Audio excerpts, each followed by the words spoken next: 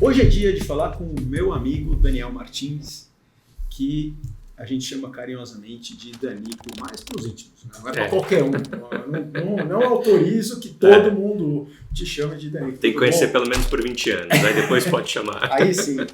E o Danico é daquele grupo que a gente já falou aqui no podcast da primeira geração do Deutsche Bank, que tem Mauro Meinberg, Eduardo Miras, Marcelo Weinstein, Rafael Ribeiro, o Heinemann, tem Farina, Ângelo. O Angelino prometeu que vem aqui. Na próxima vez que ele estiver no Brasil, ele vai participar do podcast, cara. Já está contratado. Seja bem-vindo, é uma satisfação ter você aqui com a gente. Eu que agradeço, Securato. Muito obrigado pelo convite, muito honrado de estar aqui. Muito legal.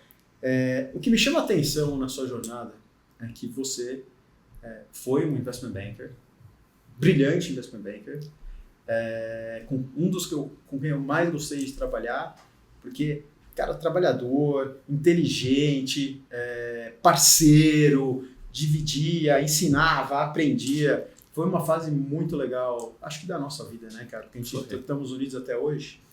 E você foi empreender. Você montou o teu negócio. Pois é. Prosperou. Eu investi no seu negócio. Amigo serve para isso, né? Cara, não é só os 20 anos. Para chamar de Danico, tem que conhecer há 20 anos e colocar dinheiro na sua mão. É isso aí. E você vendeu o seu negócio. Foi. E essa venda já encerrou a transição? Você já está livre para a próxima? Já. Essa foi uma mudança planejada e não muito planejada, né? Então, como você colocou, eu comecei minha carreira no mundo mais tradicional, por assim dizer, né? Então, fiquei cerca de 12, 13 anos gravitando em duas indústrias desde que eu me formei na GV. Então, comecei no ING, eu tive um estágio muito rápido fazendo asset management, fiquei lá uns 6 meses. De lá que eu fui para o Deutsche, né, fazer M&A, fiquei lá uns 2 anos e pouquinho. Eu tive também o prazer de trabalhar e conhecer essas pessoas que, para mim, também são muito queridas e se tornaram amigos e mentores, né? Acho que todas as outras fases da vida, de vez em quando eu sempre procurei um ou outro para pegar opinião sobre, puxa, estou com essa dificuldade, o que você acha? Estou querendo dar esse passo, faz sentido? O que você faria no meu lugar? Então foram 2 anos muito ricos para mim. Isso foi começo do ano entre 2000 e 2002. E aí você vai ver uma tendência, porque eu me formei na faculdade, foi 2001. Sim, quando eu me formei eu estava no Deutsche, né? Então eu fiquei lá como estagiário e como analista. De lá fui para a McKinsey, né? Fiz o programa de BA deles, que é o consultor júnior, né? Eles contratam para ficar durante 2 anos como consultor. E aí no final desse período eles têm o chamado Upper Out, né, que funciona muito bem. Eu vi funcionar. Então você está indo muito bem, né, depois desses 2 anos, então, parabéns, segue aqui, você tem um patrocínio para o seu MBA. Ou, infelizmente, não está funcionando, então não é nem que você não vai ter o patrocínio para o seu MBA, você não pode continuar aqui, tudo de uma forma muito elegante, você pode continuar uns meses, eles até te ajudam a se recolocar. Por sorte, o mérito acabei sendo o primeiro caso, então acabei aplicando para o MBA, fui estudar fora, fui estudar em Harvard, e durante o MBA eu quis voltar, né, para a área financeira. Foi quando eu voltei e fiz alguns processos, fui para Goldman, né, aqui no Brasil, no grupo de Latam. Quer dizer, primeiro no grupo Latam Nova York, e depois acabei vindo aqui para o Brasil em 2008. E aí você vê uma tendência, né? Eu me formo em 2008, veio a crise, né? E para mim, estar no Brasil naquele momento foi bom, porque o Brasil acabou sendo muito menos impactado relativamente com os Estados Unidos. Fiquei 4 anos e pouquinho, né, trabalhando na Goldman, e aí investment banking clássico, né, fazendo M&A, fazendo emissão de dívida e equities também. Quem era o seu chefe na Goldman? Cara, na Goldman, quando eu saí, tava o Bicudo e o Antônio Pereira. Falei com o Bicudo semana passada. O cara tá ótimo. Tá ótimo, né? Mas ele não quer vir aqui, não. Ah, não? Não. Esse cara é uma vida fechada. Bicudo, você tem que vir aqui. Mas eu peguei o Daniel Weinstein lá, então eu peguei Peguei toda a turma. Lá tem uma turma boa também, que também está em diferentes lugares. De lá, isso foi 2012, fui para o Lazar. Né, em 12, não sei se você lembra, o Lazar ele funcionava como uma JV aqui no Brasil, né, chamava Signatura Lazar. Né, o Lazar tinha 50%, e uns banqueiros egressos do ING, né, o Marcelo Lírio, o Jean-Pierre Zaru, que tinham os outros 50%, com alguns banqueiros. Naquele momento, o Lazar comprou os 50%, acho que fez menos sentido para o Lazar ter essa joint venture no Brasil. Normalmente ele faz quando eles estão querendo experimentar um país. Mas está funcionando, poxa, não faz sentido ter uma JV, eles acabaram comprando os outros 50% e quem era, né, sócio acabou virando o head, né, da estrutura aqui no Brasil. Começaram a contratar algumas pessoas no mercado e eu acabei indo. Fiquei um ano e pouco no Lazar. Mas para fazer a ponte para a sua pergunta, eu acho que é importante dizer que se olha essa primeira minha fase, né, de carreira, no fundo era advisor, né? Consultor ou banker, na verdade é um papel de advisory, né? Você muda o tipo de projeto, né, que você trabalha, mas no fundo você está ajudando alguém a tomar uma determinada decisão, seja visando uma transação, seja visando um M&A, um levantamento de capital, seja o que for, ou mesmo num projeto de estratégia, de operações que acaba fazendo na McKinsey. E acho que eu sentia um pouco o chamado do empreendedorismo, né, nesse momento. Acho que eu via muitos amigos empreendendo, ficava com aquela inveja branca, por assim dizer. Eu sentia que, puxa, talvez acho legal, ainda não tenho coragem, né, para dar esse passo. Comecei fazendo isso de forma um pouco com investidor anjo. Mas aí foi da Lazar, você foi empreender? Foi do Lazar. O Lazar foi seu último... Foi meu último trabalho como banker. Né? Então, e ao longo do ano do Lazar, na verdade é alguma coisa que eu já estava amadurecendo desde quando eu saí da Goldman. Então, já no Lazar, estava na dúvida, gostava muito, foi uma escola excelente, gostei muito do ambiente, do Lazar, um time incrível. O Jean, que era o meu chefe na época, né? O Jean e o Marcelo. Somente o Jean, mantenho um contato até hoje, também um cara extraordinário. Mas eu senti essa veia empreendedora me chamando.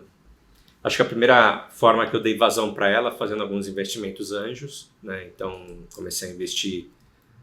Se eu não tinha coragem de fazer, então eu invisto na pessoa que tem coragem, né? Então acabava botando montantes que não eram relevantes, mas isso acho que me forçou, né? Quase foi um laboratório para mim, de poder vivenciar um pouco o que era esse mundo de empreendedorismo, de quem estava saindo da zona de conforto, e não que seja uma zona de conforto trabalhar em banking, mas saindo do conhecido para tentar uma coisa completamente nova.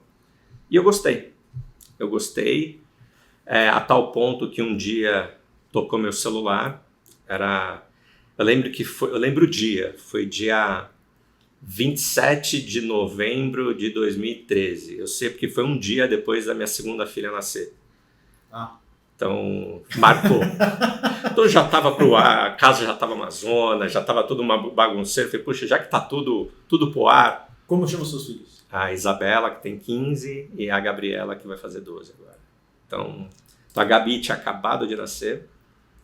E me tocou um telefone, era um conhecido meu, né, de longa data, que tinha sido sócio da Redding Griffo, né, da parte que ajudou a criar o private banking dentro da Grifo, né? A Grifo tinha sido vendida para o Credit Suisse já naquele momento. Eu falei, Daniel, a gente sempre meio que se namorou, um dia a gente vai fazer alguma coisa junto. Sabe essas pessoas que você encontra na vida, bate o santo, né, tem afinidade, e fala, algum dia a gente vai fazer alguma coisa junto, a gente não sabe o que, mas vamos estar perto, alguma hora converge. Né? E assim foi. Ele me ligou, ele falou, olha, eu estou me envolvendo num projeto aqui, junto com uma outra pessoa, e estava conversando com essa outra pessoa, que era o primeiro empreendedor. Como é que eu posso ajudar? Ele fala, puxa, me traga gente, me traga pessoas. Eu pensei no teu nome, porque você não vai lá bater um papo com ele. E aí foi nascendo a ideia do que acabou sendo a Geo Capital, né, que é uma gestora brasileira, acho que a primeira gestora brasileira independente com foco único e exclusivo na gestão de fundos de ações globais, né? Então, a gente tinha algumas bandeiras, ou tem algumas bandeiras muito fortes para a gente, né? Da importância de diversificação, né? A gente já tem muita exposição ao Brasil. Faz todo sentido. Então, seja nos nossos holdings, seja patrimônio que você tem aqui, apartamento, você já está sujeito à economia brasileira morando aqui. E por mais otimista que você esteja com o Brasil, isso não muda o fato que é o quê? 2% do PIB mundial. Né? Então, faz muito sentido para o brasileiro, e ao brasileiro de todas as faixas salariais, por assim dizer, exportar ou externalizar um pouquinho do seu patrimônio. Né? Até porque se você for olhar para o salário dele, se for olhar como ele gasta, né? Olha a lista de supermercados que sai. Mais da metade de produtos ali também são produtos de fora.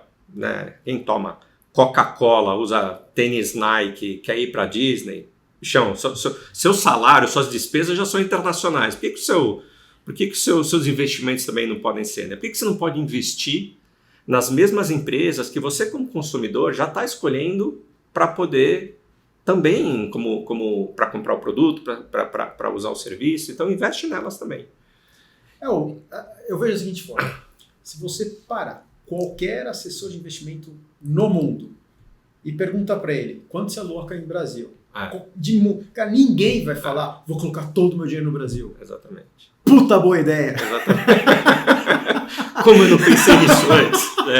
Ninguém vai fazer isso, entendeu? E é o que a gente faz, no final das contas. Quando você acha que o Buffett tem CDI na carteira? Não é? Então, para mim, é no-brainer. No-brainer é quando é uma questão que você não precisa ter cérebro para chegar à mesma conclusão que alguém que tem cérebro, né? Você tem que diversificar, você tem que colocar dinheiro fora. Sim, faz todo sentido. E, na verdade, a pessoa que tem muito patrimônio, na verdade que essa pessoa já tem, ou ela já tem veículo lá fora, ela já conhece essa classe de ativo. Mas lá em 2013 para 2014, né, ainda não tinha explodido XPs e afins, não tinha produto aqui no Brasil. Né, e teve uma mudança regulatória, né, naquele momento que, até aquele ponto, veículos que eram domiciliados no Brasil tinham certos limites de exposição a ativos internacionais. Isso tinha deixado de existir. Então, falou, putz, tem uma oportunidade para a gente gerir, né, criar uma gestora aqui no Brasil, falando em português, que pudesse ajudar o brasileiro nessa jornada que até então é uma jornada nova para ele. E isso depois foi desenvolvendo com a indústria, até 2 anos atrás os fundos eram exclusivos para investidores que são qualificados, ou seja, precisa ter mais de R$1 milhão de liquidez para investir. Isso já não é mais verdade. Então a indústria ao longo desses últimos 10 anos evoluiu muito nesse sentido. BDRs que você pode encontrar na bolsa e por aí vai. Obviamente que tudo isso que eu estou falando aqui eu não sabia lá em 2013 ou 2014, mas é um pouco dessa tese, né, que eu acabei comprando, né, conversando tanto com meus outros 2 sócios cofundadores. E naquele momento eu tinha todos os motivos para acreditar que ia dar certo e todos os motivos para acreditar que ia dar errado. Né? Eu lembro quando eu fui pedir minhas contas para o Jean lá no Lazar, né, eu usei essa frase, falei, Jean, tá passando um cavalo aqui do meu lado, se é um puro sangue ou um jegue manco, bichão, só vou saber se eu montar e daqui a 3 anos eu te conto, porque não dá para saber. Né? Então, acabei montando, né, e me comprei internamente 3 anos, durante 3 anos eu não vou ficar fazendo conta do que eu estaria ganhando no Lazar, eu quero sentar na cadeira, fazer meu trabalho e fazer esse negócio dar certo. Né? Porque a rotina de empreendedor ela te testa muito, né? ela te demanda muita resiliência. Então, se você ficar pensando todo dia sobre sua decisão, você não trabalha, você não faz o que você precisa fazer. Né? Eu vou além. Se você pensar racionalmente, você não vai empreender. Você não faz. Perguntaram acho que foi pro Jack Ma, se ele faria tudo de novo. Ele falou, de jeito nenhum. Pô, mas deu certo. Eu sei que deu certo, mas não tinha nenhuma garantia que ia dar certo. Eu não quero passar por isso de novo. tinha muitos motivos para dar errado, né? E no fundo acabou dando certo. E foi essa história que eu comprei, né? Me comprei 3 anos. E quem eram os founders da Gel? Apresenta os personagens pra gente. Então nós éramos em 3, então eu tive essa história. O outro, que eu já conhecia, chama Pino Seni. Ele é um ex-Grifo, né? Que ficou lá, cara, entrou na Grifo em 96, salvo engano. Então ele entrou bem antes também da Grifo ter explodido ali, que foi no final da década de 90, né, quando teve a Max aqui no Brasil. E o outro é o Oliver Misny, né, que começou na GP e depois ele montou um business de financiamento estudantil privado, chamava Ideal Invest, né, e eu chamo Pra Valer. E acho que foi interessante esse encontro porque nós 3 estávamos vindo de lugares diferentes, mas com talvez o mesmo propósito, né? Eu estava nessa minha jornada, o Pino tinha acabado de cumprir o non-compete dele da venda da Grifo, e o Oliver fez uma transação no qual o Itaú entrou como investidor no Pra Valer. Ele era o cara que tocava o dia a dia, era também o chairman do conselho. Com a transação ele deixou de ser o cara do dia a dia, obviamente aí o número 2 acabou assumindo, teve um evento de liquidez, falou, puxa, qual que é o meu próximo projeto? Ele gosta muito de empreender, já tem muita exposição ao Brasil, quero aplicar lá fora. Então nós 3 viemos com backgrounds um pouco diferentes, mas com histórias, por caminhos diferentes, acabamos chegando na vontade de fazer a mesma coisa. Ficamos juntos 11 anos, né? Foi uma jornada muito, muito bacana, né? Com muitos altos e baixos, mas sempre numa crescente, né? Quando o próximo baixo que você tem é maior do que o último baixo que você acabou tendo, né? Então acaba sendo uma trajetória não linear, mas mais positiva, e que fez com que a gente criasse muita coisa que a gente se orgulha. Primeiro, poxa, não é fácil, né, começar um business do zero.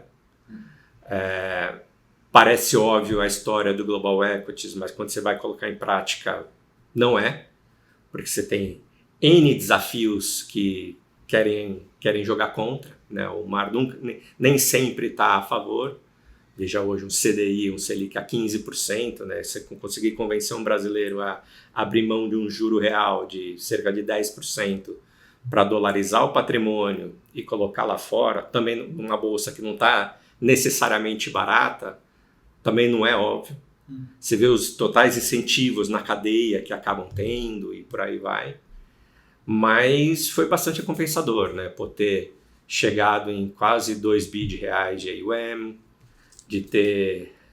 tivemos quase 30 pessoas em determinado momento na nossa história, foi o nosso pico.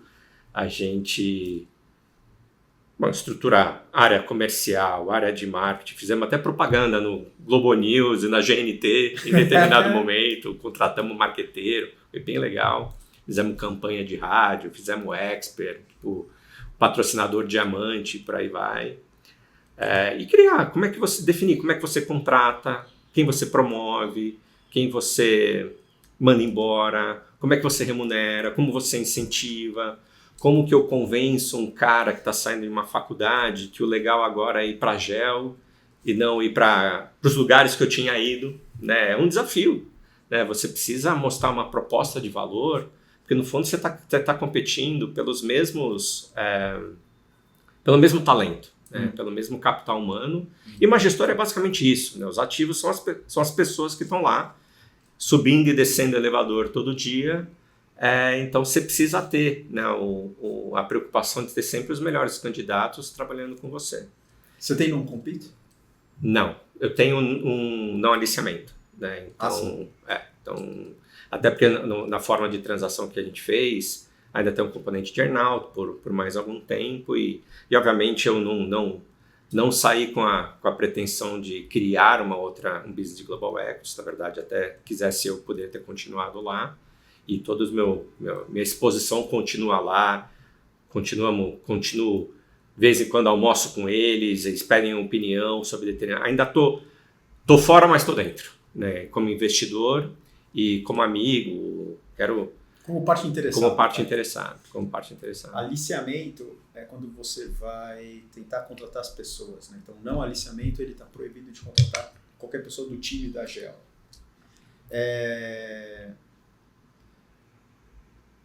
Daniel, quando você foi lá, 3 anos, quando que caiu a ficha? Você falou, deu certo.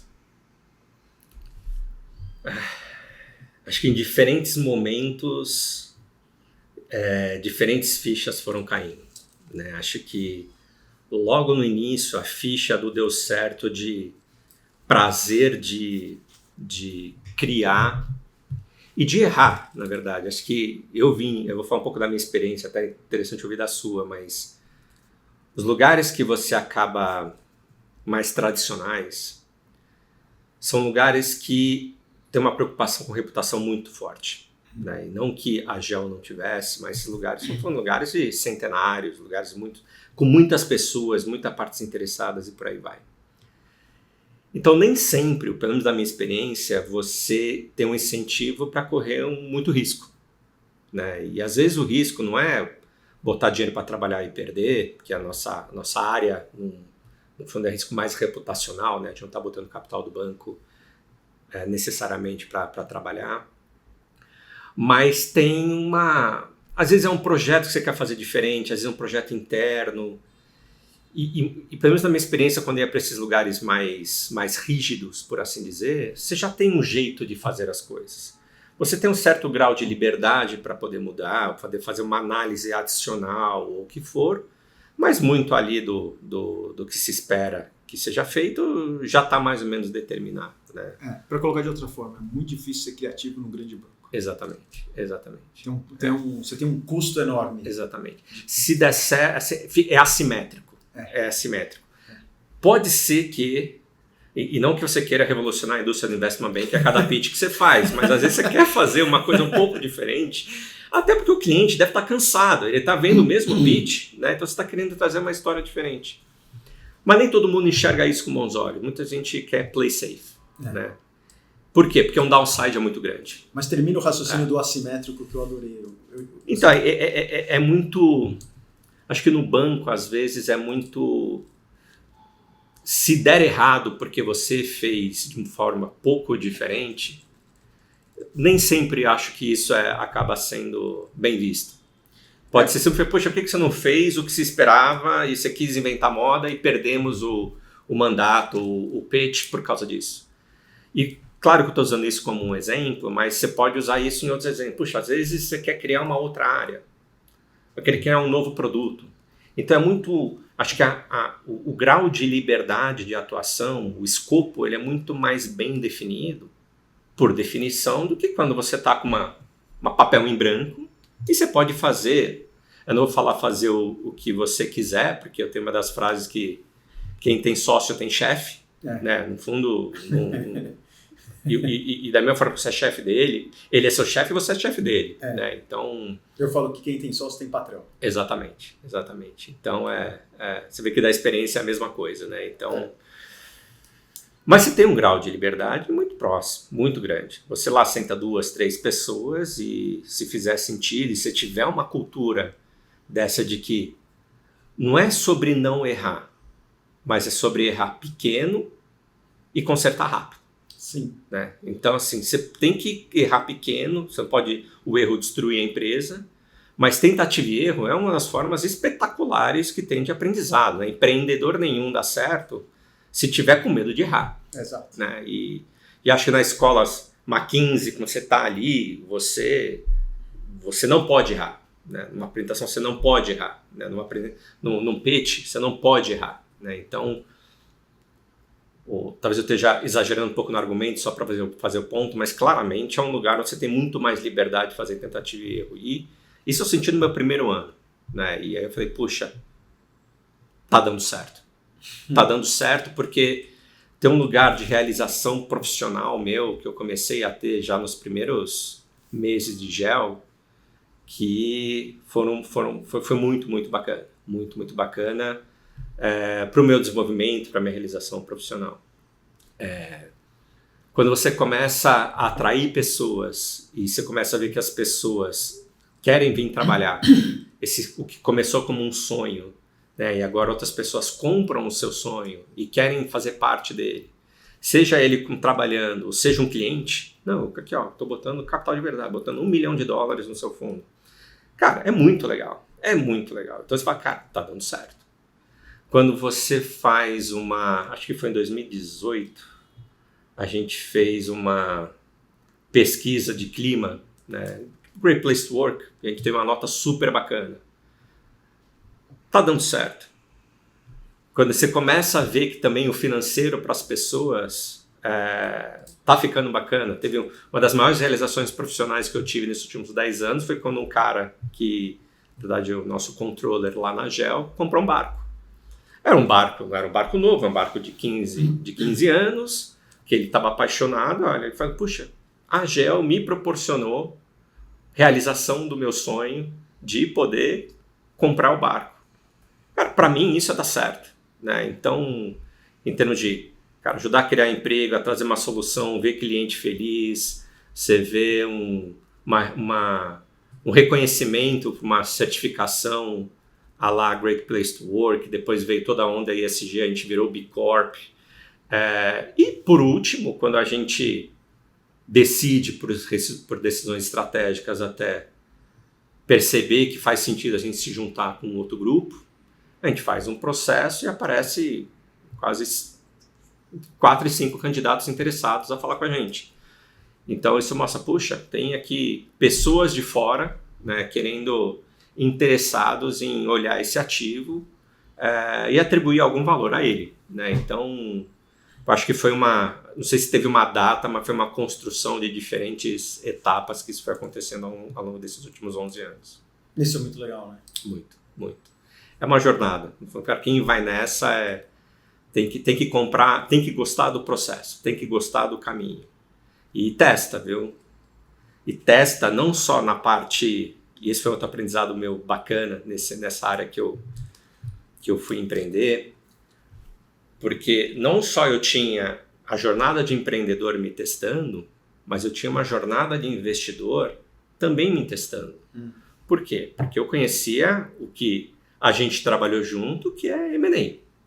Onde você faz o valuation, você está ajudando um determinado, talvez um player estratégico comprou outro, ele não está tão preocupado com a diluição no curto prazo do EPS, ou talvez esteja, mas, enfim, é uma compra totalmente estratégica e fundamentalista, bottom-up, por assim dizer. O mercado nem sempre funciona assim, né? O mercado acionário. Né? Então, por mais que a gente seja uma casa, né, com um foco fundamentalista bottom-up, nem sempre o mercado está recompensando esse tipo de análise. Às vezes o que ele está preocupado é se a tarifa do Trump que aumentou no Liberation Day veio para ficar ou não. Ele vai fazer preço a isso. Né? Então, e outra coisa que foi muito interessante quer ver se você está com convicção de uma tese, do seu valuation, faz toda a análise, decide que uma empresa, Apple, você faz toda a sua análise, conversa com a cadeia, conversa com a companhia, conversa com os competidores e atribui que o valor da Apple é 100, por hipótese. Né? Aí você vai lá e compra por 100, porque você acha que daqui a 5 anos vale 200. Então você tem uma TIR, né, que você acha que você pode comprar por 100, carregar por 5 anos e vender por 200. Tem uma TIR aqui que você pensa que faz sentido eu tentar arbitrar ao longo desse tempo. Então você compra hoje Apple por 100. Vai dormir, acorda no dia seguinte, ela está 95. Mas tudo bem, né? O mercado chacoalha, né? Normal. Né? Eu sei que isso não é uma coisa linear. Aí você vai e passa uma semana, ela está 80. Aí passa mais uma semana, ela está 60. Você fala, peraí. Não tem nem o mais frio dos investidores, não tem como não começar a second guess a sua análise. Porque o mercado também tem gente muito inteligente quanto você, fazendo conta e também querendo atribuir, né, as probabilidades do que vai acontecer.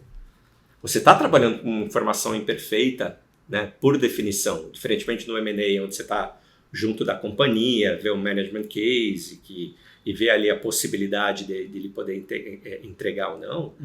Quando você trabalha com o mercado público, você não tem isso, né? Então, você tenta fazer outros tipos de análise, né? Do tipo, poxa, eu não sei o que vai acontecer, mas deixa eu tentar descobrir o que o mercado está precificando na ação e ver se isso está muito otimista, muito pessimista, ou você tenta falar com investidores, tenta falar com outros investidores, com analistas, por aí vai, trabalhar em cenários. Mas é uma informação imperfeita, eu diria, num grau muito maior do que quando você está trabalhando do outro lado do Chinese Wall, por assim dizer. Com informações confidenciais. Com informações confidenciais. Entendi. E assim, nada testa a sua convicção mais do que nesse caso. Você comprou a 100, está a 60. Mas e aí? Você continua firme? Você compra mais? Você compra mais? Aí eu falei, não, mas peraí, por que você não compra mais? Se não mudou a tese, se vale ainda 200 daqui a 5 anos, poxa, você comprar 60 é melhor que comprar. Eu entendo que comprar 100 foi bom, mas comprar 60 é muito melhor. E aí você compra, você, não sei, talvez agora eu acho que não é mais 200, agora eu acho que é 180. Então, esse tipo de trabalho, né, e você ser testado todos os dias, também foi um grande aprendizado para mim. Então acho que foi uma combinação, talvez pelo setor que eu escolhi empreender, que me trouxe muito aprendizado, muito enriquecimento intelectual e de psicologia, né, e de governança, que foi muito, muito recompensador. E para a gente encerrar esse assunto, você vai fazer o que agora? Você gostou de empreender, eu acho. Gostei. Dá para ver o brilho nos seus olhos. Gostei. E você acha que você vai empreender de novo? É possível. É possível. Agora eu tô... Ou você vai para a praia? Não. Eu sou de Santos, né? Acho que eu nasci e morei em Santos até meus 17 anos. Acho que já tive muito tempo de praia, né? Quando eu era jovem. Sabe quem é de Santos? É. A produtora desse podcast. Ah, é? É mesmo. Olha só. E ela mora em Santos. Olha só. Ela vem para São Paulo trabalhar comigo todo dia. Então. Ela deve gostar muito de mim. Vamos ver. De vez em quando eu vou para lá para visitar minha mãe, que ainda está lá. Então, numa dessas, acaba se encontrando. Mas, não, por enquanto eu tô tocando alguns projetos que eu tenho e certamente, acho que nos próximas semanas, meses, teremos boas novidades, por assim dizer. Quem sabe, até sair o podcast, já temos novidades, a gente já faz um head-up aqui. É bem possível. Ó, me coloca dentro, hein? Pode deixar. Todos os amigos serão convidados para fazem parte, se quiserem. Nada melhor que colocar dinheiro para o Daniel ir lá trabalhar para você, fazer render mais. A gente vai ganhar ou perder junto, eu não sei, mas a gente vai estar junto. Então a gente tem que tocar o dinheiro das outras pessoas com a mesma e com responsabilidade até maior do que a nossa própria. Né? É um trabalho muito honroso, né? Tem ali poupança criada com muito esforço seu, das suas filhas, sabe? Então acho que é um trabalho que tem que ser feito com muito, muito critério e eu fiquei muito honrado aí nesses últimos anos por poder ter feito isso. Quem sabe não continua na mesma linha. Maravilha, cara. Obrigado por tudo que você já fez. Se você está ainda decidindo o que você quer fazer da vida e você está inclinado a investment banking, mas não tem certeza, ou você já decidiu o que é investment banking, mas precisa aprofundar um pouco e entender melhor, o curso Entrada em Investment Banking é perfeito para você. Porque no Entrada em Investment Banking eu trato os principais fundamentos que um investment banker precisa saber.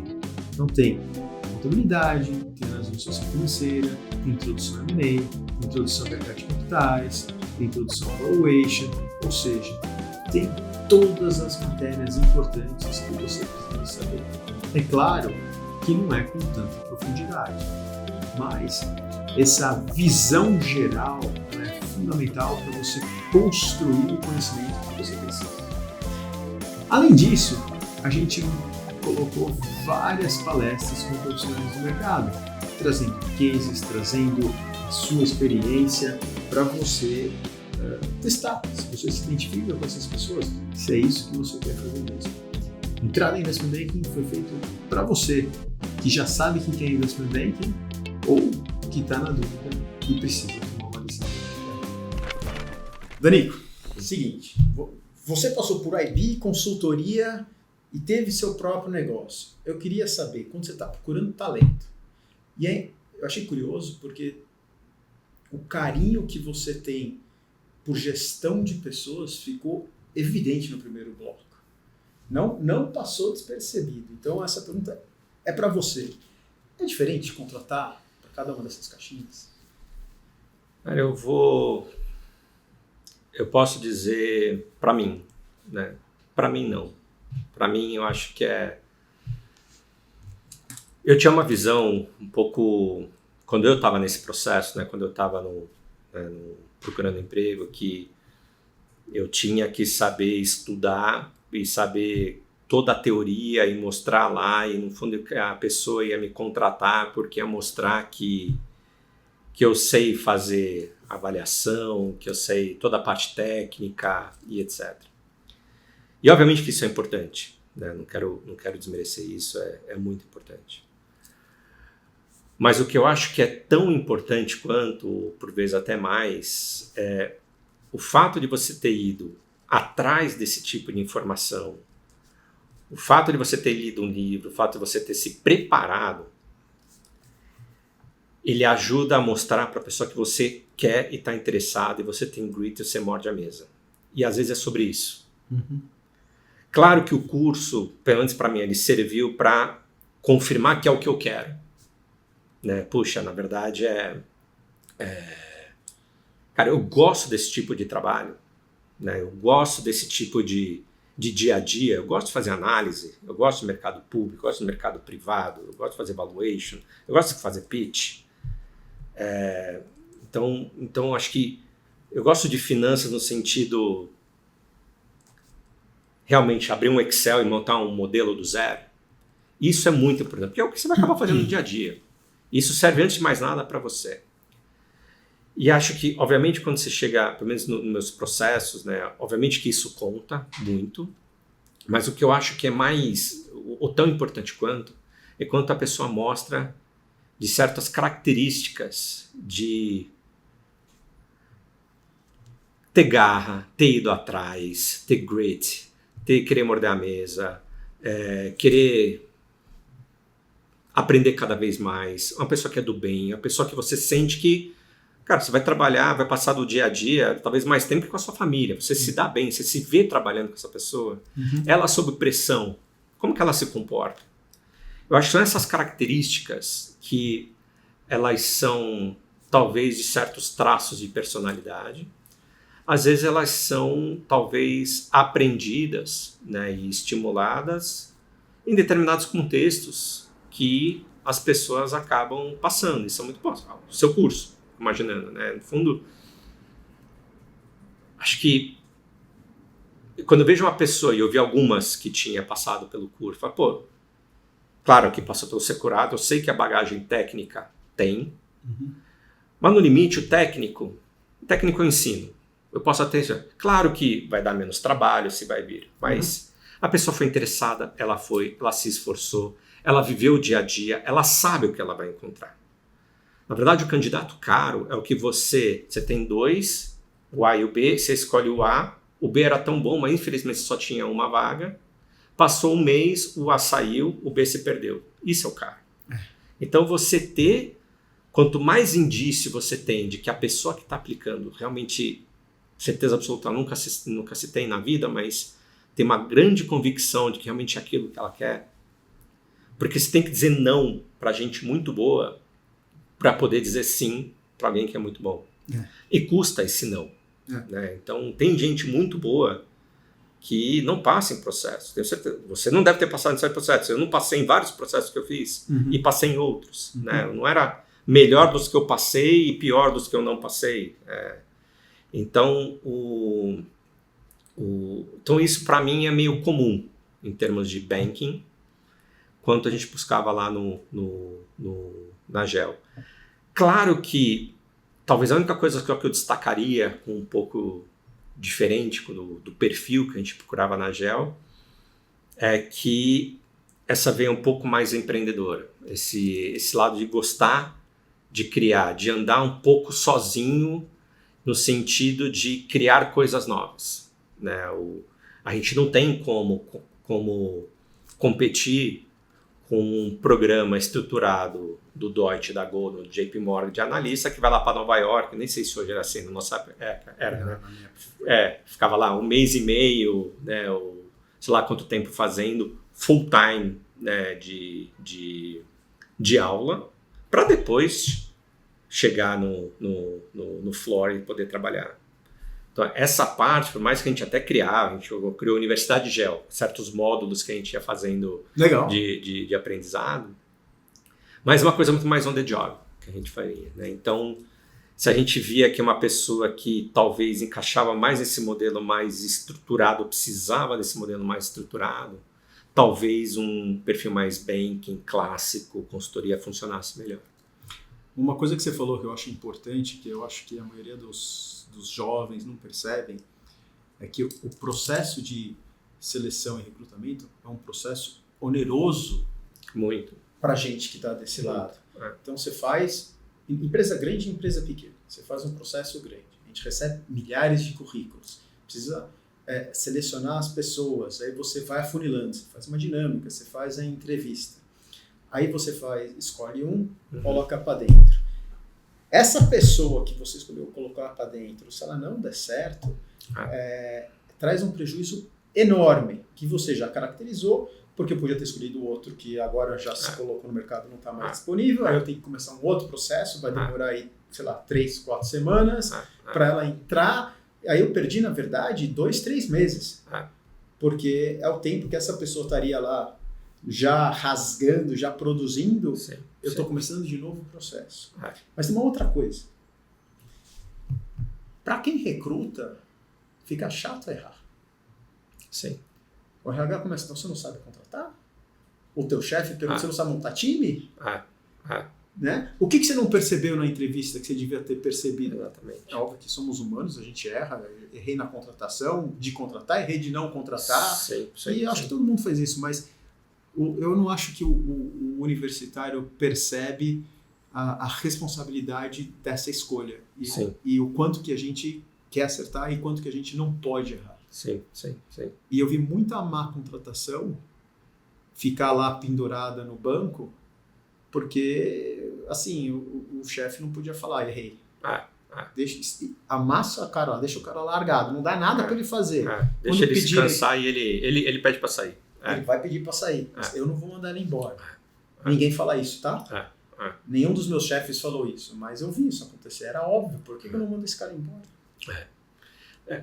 Volta ao ponto dos incentivos, né? Eles também têm seus próprios incentivos, né? E acho que quanto mais você entender, eu não vou falar jogo porque não é nesse sentido, mas são os incentivos, né? Como você falou, o cara lá, ele não quer ficar, ele também tem chefe, ele também tem o review dele, ele também quer estar bem na foto, então tem custo, né? Então por isso que é um jogo complicado e acho que para mim aqueles candidatos que mostraram, seja analisando um currículo que passou por lugares bacanas, no fundo você está usando também informações de terceiros para poder, cara, são literalmente milhares de currículos. Você não vai conseguir falar com 2.000 pessoas. Você tem que usar certos critérios objetivos que tem alguma aderência, por mais imperfeita que seja, de que essa pessoa é esforçada, que ela tem traços que você está buscando. Que ela é estudiosa, que ela é esforçada, que, enfim, que ela passou por crivos que você também valoriza. E aí entra cursos que fez, escolas que fizeram, you name it. Mas quando você chegar nesse ponto de entrevista, né, depois que usou todos esses filtros, você demonstrar que tem essas características de dia a dia, né, de, cara, morder a mesa, assim, de entregar, pô, não sei, mas faz uma pergunta, pô, não sei, E se não sabe, vai falar que não sabe. Mas, ó, I'll get back to you. Uhum. E vai lá e volta. E é isso. É sobre isso. Não é sobre saber tudo. É claro. Né? O banco não está contratando a pessoa pelo conhecimento de finanças que tem. Isso, literalmente, a princípio, o Deutsche já tem, a Goldman já tem. Né? Uhum. Então, claro que é importante você chegar rodando o mais rápido possível, mas eu acho que tem uma informação aí de ter ido atrás e saber o que você está querendo. Por quê? Porque diminui exatamente o risco que você falou. Putz, eu achei porque é legal, porque meu colega foi, putz, mas nem sei direito o que é, chegou lá, cara, isso nem é um julgamento de valor, de repente a pessoa não gostou, e ela tem direito a não gostar. Mas, pô, eu tô no meu estágio, estágio obrigatório, preciso ficar pelo menos 6 meses aqui, então deixa eu ficar fingindo que eu tô por aqui para cumprir meu plano, e daqui a pouco eu saio, não quero dizer que fiquei só 1, 2 meses no lugar, eu fico 6 meses, 1 ano, aí depois eu faço outro processo. Pô, mas tem custo para a empresa isso, né? Então, é raro, mas acontece muito. Né? Muito. Muito mais do que a gente acredita. Então vamos ver, ó. O ouvinte do Diário de um Banker é um cara interessado. Sim. Ele tá aqui, ele podia estar fazendo outra coisa, podia estar jogando videogame, podia estar ouvindo música, ele ligou no podcast para ouvir a gente falar aqui de business, de negócio. Exatamente. Ele já entendeu que você gosta de um perfil empreendedor, né? Porque provavelmente seu próximo cargo vai ser empreendedor. Sim. E você quer alguém que tenha grit. Procura no dicionário o que significa grit. Eu não vou te explicar, não. Você vai ter que ter grit para descobrir o que é grit. Exatamente. Mas a dica é o cara que morde o pé na mesa, né? Faca na boca, sangue nos olhos. Que mais você quer dessa pessoa? Porque vai chover currículo no seu inbox do LinkedIn. Tem que ser da GV? Pode ser de qualquer outro lugar. Não tem que ser da GV. Tem que ser de administração, economia? Pode ser engenheiro? Pode ser outra coisa? Pode ser. Você quer mais júnior ou você quer alguém com experiência? Para esse venture que eu estou considerando, vai ser mais gente mais júnior. A próxima aventura vai ser gente mais júnior. Vai ser gente mais júnior. Estagiário para se formar, acho que vai ser o sweet spot. Formar talento. Vai ser sweet spot. Para entrar num projeto aí que pode ser muito, muito bacana. BBB. Bom, bonito, barato. Barato no curto prazo. Vamos ver se no longo prazo pode... A ideia é deixar o cara rico. Tá bom. Se o cara ficou rico, imagina o Danilo. A ideia é essa. Tá bom. Homem, mulher, tanto faz? Indiferente. Tá, e acho que essa parte da escola é importante, porque assim, obviamente que a escola acaba sendo um reflexo, uma escola que é difícil de entrar, difícil de se formar, reflexo de que passou por esse processo, né? Tem resiliência, tem que estudar e por aí vai. Tem algumas escolas que são mais conhecidas, outras são menos conhecidas. Não estou dizendo que uma escola é maior ou melhor, não é sobre isso, né? Mas tem escolas que são mais... Já carregam uma certa fama de ser puxado nesse sentido. Se de repente vem de uma outra escola, tudo bem, não tem nenhum problema. Mas se preocupe em colocar então no currículo ou no LinkedIn que outras coisas você traz que pode mostrar essa característica. E aí pode ser um projeto que fez, cara, não sei o quê, mas eu montei um negócio pequenininho que durou durante 2, 3 anos. Cara, muito legal. Muito legal. Sabe uma coisa que eu descobri nas minhas aventuras recentes, que eu acho que você vai gostar? Quando a gente pensa, um rapazinho da classe média que estudou num dos colégios de classe média brasileiro, alguns deles vão parar nas faculdades mais competitivas, outros vão parar nas faculdades mais fáceis. Dado que eles vêm do mesmo background, esse da faculdade mais competitiva, ele de fato mostrou ter mais fibra, mostrou ter mais disciplina, mostrou ter paciência para estudar mais. Então ele tem mérito. Tem resiliência. É sobre isso. O outro nem tanto. Só que eu comecei a ver o outro lado do Brasil, que é muito maior que o nosso. Porque esse é o nosso meio. Né? Sim. E do outro lado do Brasil, primeiro, é óbvio que tem gente talentosa nas faculdades Tier 2. Tem muita gente lá. A Cogna tem 1 milhão de alunos. Em 1 milhão de alunos, tem gente brilhante lá. Certo? Sim. E o que eu percebi é que tem muita gente que não tem o que eu tive, que eu acho que você teve também, que é uma família estruturada com pais bem informados que se importam com o futuro dos filhos. Sim. E a quantidade de gente que não tem isso não é pequena. E muitas vezes tem um desses que está lá do lado daquele menininho da classe média que teve tudo, todos esses privilégios, mas ele caiu lá. Para ele aquilo lá é ter entrado na GV. Porque contra todas as possibilidades, Sim. todas as... Tudo jogou contra, né? Tudo jogou contra. Assim, contra tudo, contra todos, ele chegou lá.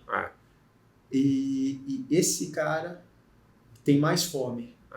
Animal. Tem mais grit. Ele é inteligente, não deixa nada a desejar. E ele tem uma diferença. Esse cara aqui, se ele tiver uma chance com você, ele muda a vida dele, muda a vida da família dele, talvez ele mude a vida do bairro que ele mora. E é isso ou nada, porque ele não vai ter duas chances dessas na vida. Cara.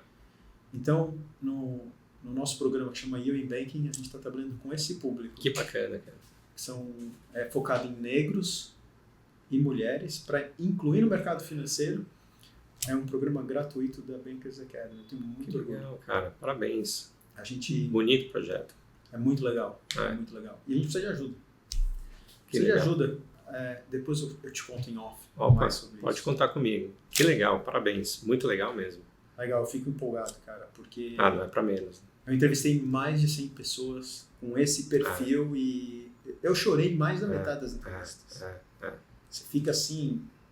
E no fundo é o que a gente conversou antes, né? São pessoas que não tiveram sorte, né? Como a gente teve, mas que dentro da sorte que eles tiveram, conseguiram fazer de um limão uma caipirinha, assim, fenomenal. Assim, tem que aplaudir.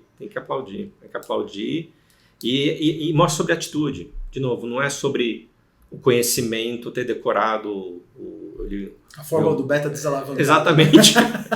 Exatamente. Não é sobre isso, né? Então, nossa, quanto tempo não desalavanca o beta? Mas é sobre a atitude. O cara foi atrás. Pois e contra tudo e contra todos eu consegui.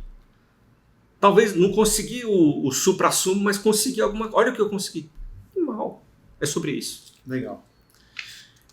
Excelente. Obrigado pelos insights. Imagina. Obrigado por ter compartilhado aí também. Não sabia dessa iniciativa. Muito bacana. Obrigado.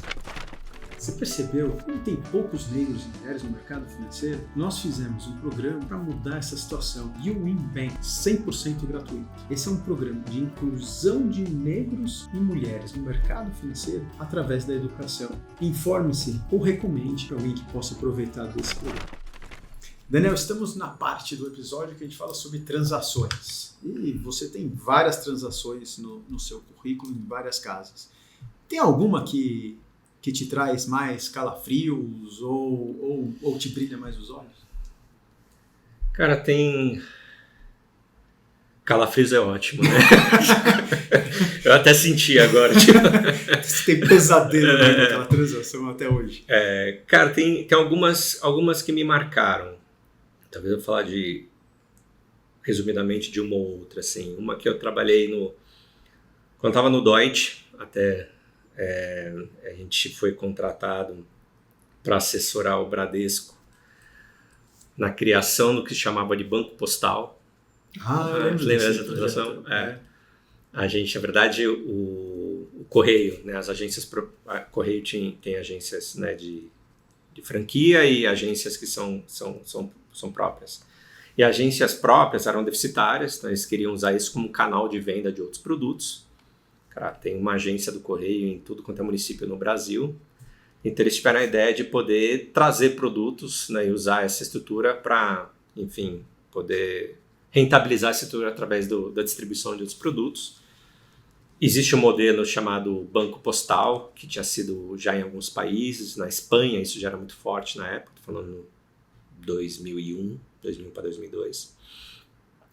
E o Deutsche, que é quem tocava. O Deutsche operava o Banco Postal na Espanha. Então, a gente acabou conseguindo mandato para ajudar o Bradesco num leilão para poder escolher quem eram os parceiros, né, quem era o banco que ajudaria a implementar esse tipo de produto, de estrutura aqui no Brasil. E dividiram o Brasil em 5 regiões, podia fazer o bid em cada uma das 5. Já está famoso aqui, eu trabalhei com o Marcelo Weinstein. E a gente com o Bradesco, conseguiu levar as 5 regiões. Né? Então esse foi um deal que me marcou bastante, porque eu trabalhei nele ainda quando eu estava na faculdade. Né? Então demorou muito, varei noite, foi daqueles que desgastou muito, mas com um final feliz, que você acha que tudo valeu a pena. E os bankers da Europa participaram na execução disso ou ficou? Não, tudo a gente usa isso só para fazer o pitch, né? Só para conseguir um mandato. Depois fica tudo nas costas dos brazuca aqui, né? Vez ou outra teve um call ou outro, mas foi pouca coisa. Porque o lado de operacionalizar era muito diferente, tipo de produto e por aí vai. Mas então acho que serviu mais para ganhar o mandato ou para o Bradesco perceber que se eles quisessem acesso, teria, acabou não precisando. Né? Então foi isso. Outras transações que... eu trabalhei para uma não transação, né? A Goldman tem uma prática, né, de anti-raid defense, né? Então eu trabalhei para uma não transação. Você foi para defesa, assim, cara? Que legal, cara. E você teve sucesso? Sim. Você mirou a transação dos caras? Exatamente. Ficou famosa essa. Era quando o Abílio Diniz, tem um veículo junto com o BTG, e eles queriam juntar as operações do Carrefour e do Pão de Açúcar, que era controlada pelo Casino. Né? Tem determinado ano, tinha uma cogestão, na verdade a família Diniz controlava, em determinado momento do ano uma ação foi de um para o outro, aí o Casino passou a controlar, e aí teve uma tentativa, né, de juntar as operações, e a Goldman estava junto com o Casino para que isso não fosse para frente, que continuasse sendo o acordo anterior. Foi um deal bem interessante que envolveu, claro, além de muitas análises que eu já tinha feito e trabalhado e estava acostumado, mas muito PR, né? Então foi diferente assim, nesse sentido, você trabalhar, quase fazer um deal tombstone para uma não transação. Né? Eu fiquei curioso, cara, você tem um tombstone? Não tem. Mas é uma lógica inversa, né? Eu faria um olho, né, cara? Com o dedo, assim. Exatamente. E uma outra bacana que eu trabalhei foi o GVT, né, empresa de telecomunicações. O grupo controlador tinha 30%, salvo engano, da empresa, e a gente foi contratado junto com o Credit Suisse para fazer um follow-on. Você estava onde? Eu estava na Goldman. Tá. Eles contrataram a Goldman e o Credit Suisse. A gente estava do mesmo lado da transação para fazer um follow-on para reduzir a participação. Era 100% secundário, dos 30%, se não me engano, era para 5 ou 10. Então era um bloco grande, né, sendo vendido. E é o bloco que fazia a gestão, então tinha... Cara, eu vou lembrar mais ou menos dos números. Quando a gente anunciou, acho que estava 37 ou 38 reais a ação, acho que foi para 32, que é um baita overhang, né? Tipo, 20% da empresa sendo vendida, né, no mesmo momento. Overhang é quando você tem um lote de ação muito grande no mercado, todo mundo sabe que vem esse lote, aí o preço começa a cair porque está todo mundo esperando vir esse lote. Tipo, oferta e demanda, né? Vem uma oferta muito grande de uma vez só. E a gente começou a fazer toda a estruturação. Na verdade, a gente só não tinha começado o roadshow ainda, então... E aí o propósito do roadshow é trazer uma demanda adicional que não existe no dia a dia do papel para... Senão o preço despenca. Exatamente. E aí no meio a gente começou a receber cartas de potenciais interessados estratégicos para comprar não só os 20% que eles estavam querendo vender, mas comprar a empresa inteira. Ia ter que fazer OPA e fechar. Tal. E no fundo, então isso foi legal porque começou com uma transação de mercado de capitais e acabou virando M&A. Entendi. E as ações, eu vou estar errado, mas não muito. Né? A gente acho que quando a gente lançou estava 37, foi para 32, começou a recuperar, acho que a gente vendeu por 56 ou perto de 60. Então foi assim uma transação muito, muito bacana. Que legal. E algum dessas de criar amigos, né? O cara que eu fiquei, que estava do lado do Credit Suisse. Mas você cobrou o fee de equities em M&A? Não. Não. Pô, aí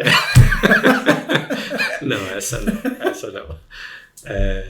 Pois é, não era dos melhores negociadores. Mas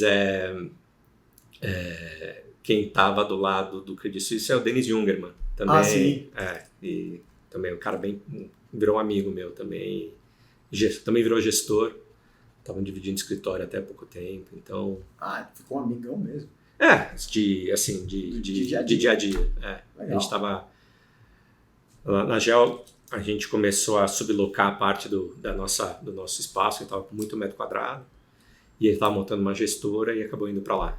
Então, dessas coincidências da vida que vai se afasta e depois se reencontra, né? Mas voltando ao ponto, foi uma transação muito bacana, muito bacana. Pô, sensacional. Essa aí é o M&A Defense, cara. É legal, né? Pô, muito legal. E essa aqui no Brasil não tem muito, né? Então, não tem. Não tem. Então, Adorei. Você está gostando do que você está ouvindo? Você tem que acompanhar os nossos outros canais nas mídias sociais. O primeiro é óbvio. Você já me segue lá no LinkedIn? José Roberto Securato Júnior.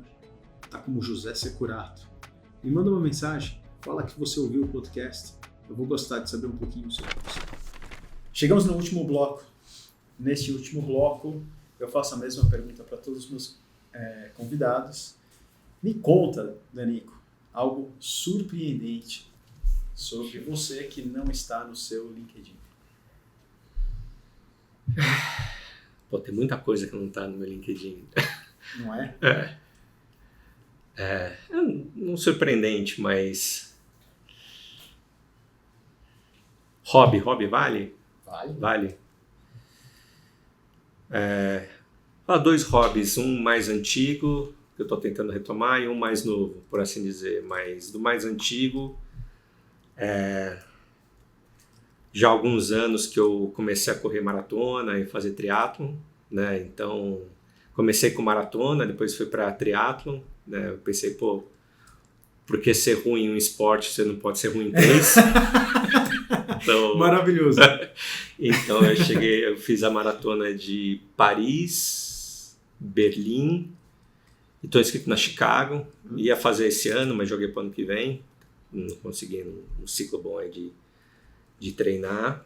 E de triatlon, na verdade eu tinha feito já alguns triatlons menorzinhos, né? Em Santos tem bastante triatlon, né? De algumas provas mais tradicionais que são em Santos.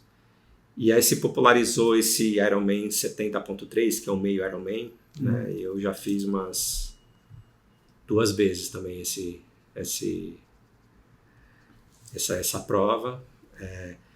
Acho que no fundo, caras como a gente, sei que você também já fez corrida também de 100 quilômetros. No fundo, acho que a gente acaba procurando essa coisa de endurance, né? De resiliência, que testa a resiliência, que é uma maratona mesmo. É a superação, né? É a superação. E na superação ali, 100 metros livre, não, é superação de construção, de realmente precisa manter a resiliência, precisa manter o foco. E acho que tem alguns esportes que puxam para isso, né? E corrida machuca muito, né? E é isso que eu falei, eu não corro bem, cara, mas me machuco muito. Mas também não nado bem, também não pedalo bem, vou juntar os 3 que eu não faço bem, e aí eu não faço um triatlo bem, né? Tipo... Pô, mas achei sensacional, cara. O meio Ironman já tá bom. Não sabia se tinha feito 2 maratonas. Fez. Indo pra 3ª aí. Legal. Vamos ver. Vou te arrastar numa corrida de aventura. É? Aquela que você fez lá? Não, aquela lá é muito pesada. Eu tô apaixonado por Salta. Eu fiz o ano passado. Vou fazer de novo 2026. Eles diminuíram de 3 dias para 2 dias. E o que me pegou é que você não precisa dormir na barraca. Você dorme num hotel, você toma banho, você dorme numa cama. Ótimo. Maravilhoso. Ótimo. Então, ó, são só 12 quilômetros. Qualquer um faz. Com o pé nas costas, num salário. O único detalhe é que é 4.000 metros de altura. Mas esse é um detalhe. Quase nada, né? E no dia seguinte, é sábado e domingo, no domingo você corre 24 quilômetros, mas aí é montanha acima, montanha abaixo, montanha acima, montanha abaixo. Tem 1.100 de altimetria. Que legal. Parece um visual lindo também, né? Maravilhoso. Deve ser lindo. Maravilhoso. Deve ser lindo. Paris, eu escolhi isso, porque eu nunca tinha corrido uma maratona. Falei, quer saber? Vou fazer um lugar que se eu desistir, eu vou para algum lugar aí, pego um vinho. Tem que ser um lugar legal, né? Que qualquer coisa você aproveita. Então, isso daí, de repente, a gente conversa. Verdade, é uma boa ideia. Não, essas aí você não pode parar no meio do caminho, não. Não tem como voltar. Não, mas o ambiente é bonito, né? Você curte. Você curte. Não, você curte. A corrida de aventura é um pouco diferente de maratona, porque maratona é infernal. E aí quando você está cansado, aí você tem que correr mais um pouco. Aí quando está chegando, tem mais um tequinho. Na corrida de aventura, você corre. Na subida, você não tem como correr. Você vai caminhando, e aí você tem lá o oásis, que aí você come meia melancia, cara. Você imagina você comer meia melancia no meio dos Andes, entendeu? Aquela vista, como se fosse assim, a última água do deserto, cara. Só que é uma melancia, brother. Você coloca uma melancia lá pra você. Então é muito legal. É muito legal. E um outro hobby que eu acabei há menos tempo, eu desenvolvi na pandemia, foi culinária. Eu comecei, eu conheci minha esposa, né, em início de 2020, e aí a gente logo se casou, quer dizer, a gente logo depois veio o Covid, né, a gente brinca que... Vocês foram confinados? Nosso primeiro date foi no Adega Santiago, o segundo foi no Drogazil comprando máscara, sabe? Nesse nível. Entendi. E aí, como a gente acabou se casando depois, mas a gente ficou todo mundo confinado, né? E ela já cozinhava e eu fiquei meio interessado. E acabei descobrindo que eu levo jeito. Então, de sair de miojo, fui para beef Wellington, assim, tá nos níveis assim que... Então a gente vai hoje em restaurante, a gente experimenta, é nível experimentar um prato e tentar adivinhar o que tem dentro dele. Mas ela é chefe de cozinha? Não, só paixão. Só paixão. E por vezes a gente chama, às vezes o maître ou pede pro chefe vir e pergunta como que ele fez, porque em casa a gente tenta recriar. Que legal. Então é nesse nível. Nesse nível. Então virou um hobby nosso, né? Então às vezes domingo a gente abre uma garrafa de vinho e vamos fazer um arroz de pato, né? E aí acaba o vinho, o arroz de pato não está pronto, abre outro vinho. Mas é gostoso, algo bem familiar, assim, que tem me feito bem. Eu tenho esse hábito no domingo, abrir uma garrafa de vinho, mas eu paro aí. Não, eu faço churrasco, eu gosto de fazer churrasco. Ah, sim, é verdade, já vi. Conheço a fama. O meu último convidado deixou uma pergunta para você. Ele não sabia que era você, então, assim, não é pessoal, foi uma pergunta aleatória para um convidado aleatório. E ele fez essa pergunta aqui para você, que é: qual ferramenta você utiliza para se reequilibrar do estresse rotineiro? Cara, algumas. Eu uso algumas ferramentas, né? Acho que a primeira e principal é passar tempo de qualidade com a família, né? Tenho 2 filhas, tenho a minha esposa. A gente tentar passar o maior tempo de qualidade juntos, né? E filha é assim, né? Cada fase tem a sua beleza, né? Então é gostoso 15, acabar 15, 12. Então a 15 já está começando a pensar agora em onde quer tá no primeiro ano do médio, né? Então já começa a pensar do que quer fazer, né, com profissão, a menor ainda não. Então, quer ser investment banker? Cara, eu não descarto a possibilidade. Nossa. Eu não descarto a possibilidade. Ela é... Assim, ela me dobra muito fácil, então acho que ela vai ser boa de fazer pitch. Certo que os clientes não vão vê-las com o mesmo olhos de pai que eu olho, mas tem ali uma advogada, ou ali acho que tem matéria bruta ali para ser lapidada. Então acho que qualidade é uma tempo de qualidade com família, acho importante. Acho que mesmo essas outras coisas que eu mencionei, né, fazer esporte, né, e cozinhar para mim acaba sendo isso. E acho que um hábito que eu retomei também há pouco tempo é não ler, mas ouvir livros. E assim, livros de temas completamente diferentes do dia a dia. Psicologia, até livro de literatura brasileira, sabe? Acho que é gostoso. Eu faço isso também. É muito legal. Quanto mais distante do meu dia a dia, melhor. É muito legal. Então, outro dia eu estava ouvindo, né? E a gente fala lendo, ouvindo o livro sobre como a importância da macrobiota no intestino, eu li livro sabe? Assim também. É muito legal. Então, não uso na Gel, não usaria no Lazar, na Goldman, mas é interessante, né? Então, acho que isso ajuda bastante a desestressar do dia a dia. O livro que me apresentou Mindfulness se chama 10% Happier, 10% mais feliz. Isso acho que eu não ouvi ainda. Ele é a história de um louco furioso que nem a gente, que assim, tinha uma vida super estressada, fazendo um monte de coisa. Eu não lembro se ele era banker ou não, só que diferente da gente, ele fica viciado em cocaína e se perde. Olha só. E aí ele fala como é que foi esse processo de sair disso e como ele se transformou.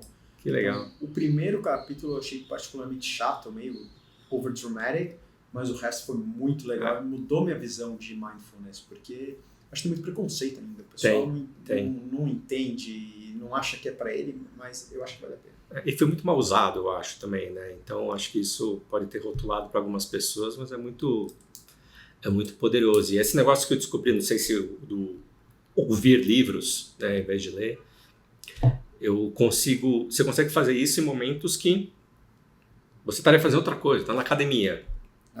Tá correndo na academia, você não consegue ler um livro, mas você consegue ouvir um livro. Né? Então, ou você está andando com o cachorro, preparando a churrasqueira para o churrasco, então, cozinhando. Então, cria certos momentos onde eu não percebo, puxa, nesse momento aqui, não que a gente precisa ocupar todos os momentos da vida, mas te dá a escolha, né, de você poder, poxa, esse livro está interessante, agora eu vou passear com o cachorro. Cara, quer saber? Quero ficar com meus pensamentos ou quero continuar ouvindo o livro que eu estava... Então, tem sido um recurso muito bacana, recomendo também. Uma curiosidade. Em casa a gente faz... Eu tenho 3 filhas. Então, viagem de família é meio caro. Sim. Então, eu queria uma tradição com a Camila que ela é legal, mas a motivação também é financeira, eu confesso, que é um dos pais viaja com um dos filhos. E aí você não precisa bancar a viagem de todo mundo, você faz uma viagem a mais internacional e gera um bonding especial do pai e da mãe com aquele filho especificamente. Sim. E esse julho foi na verdade agosto, eu fui com a Carola, que é a minha do meio, para a França. Que legal. E a gente foi toda a Normandia, foi o máximo, foi muito legal. E ela ia voltar e começar as aulas e ela tinha que ler um livro nas férias que ela não leu. Aí eu falei, e aí ela tava no carro, a gente indo de uma cidade para outra, e ela tentando ler. Eu falei, não, vamos pegar o audiobook. E aí eu baixei o audiobook, a gente ouviu junto, e ouvir o audiobook junto com ela foi uma bonding experience. Que legal. E aí nós dois, a gente discutindo o livro, e depois ela contou como é que foi a prova, ela contou a pergunta, ela contou a pergunta que ela errou, eu errei também. É culpa do audiobook, né? A culpa é da prova, que pergunta específica. O que a mulher falou quando o ex-marido falou não sei o que lá? Eu falei, com certeza foi isso. Ela, não papai. Aí a gente foi lá no livro ver. É verdade, eu lembro. Então foi muito legal. Que legal. Eu tento ir para... Mas precisa de uma adaptação, né? Essa parte de audiobook eu precisei dar uma insistida. Não sei se foi natural para você. Não, para mim foi porque eu tenho uma capacidade de concentração absurda. Mas, por exemplo, a minha esposa ela viaja. Então, mas depois que você pega o jeito, eu tenho gostado muito. E eu faço as viagens com as minhas filhas também. Eu falei com elas que cada uma vai viajar sozinha, comigo, 12, 15 e 18. Quer dizer, não sei se 18 elas vão querer, mas assim... Você só escolhe o destino de outro que vai, cara. Aí...